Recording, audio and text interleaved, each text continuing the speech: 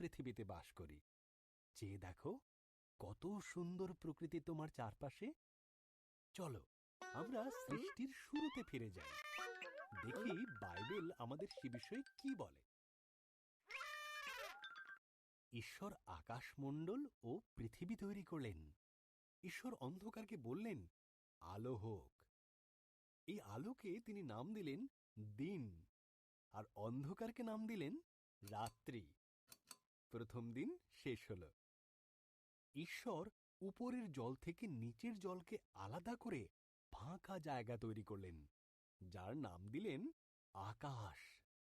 দ্বিতীয় দিন শেষ হল।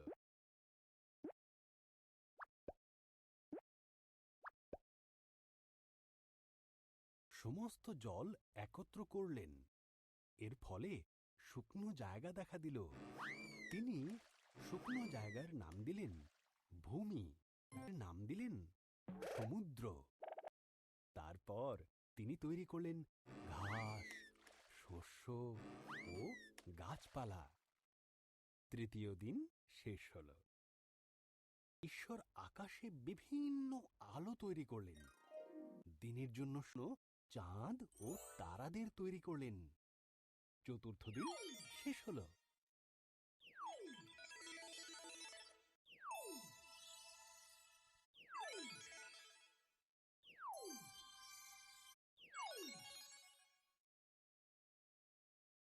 সৃষ্টি করলেন জলে সাঁতার কাটার জন্য, আর পাখিদের সৃষ্টি করলেন আকাশে ওড়ার জন্য।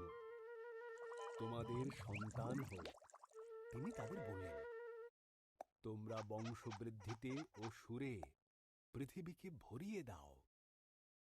পঞ্চম দিন শেষ হল। পশুদের সৃষ্টি করলেন। তিনি গৃহপালিত পশু, বন্য পশু ও সরীসৃপ প্রাণী তৈরি করলেন। ঈশ্বর বললেন, আরো একটি সৃষ্টি বাকি আছে, যা সবার মধ্যে অত্যন্ত মূল্যবান। এর মতন করে পুরুষ ও নারী সৃষ্টি করলেন।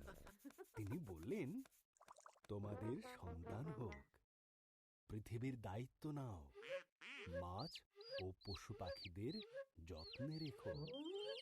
ষষ্ঠ দিন শেষ হল।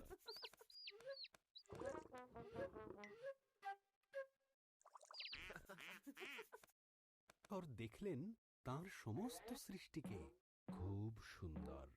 তিনি বললেন, এই সপ্তম দিনে তিনি বিশ্রামে গেলেন এবং দিনটিকে স্মরণীয় করে রাখলেন।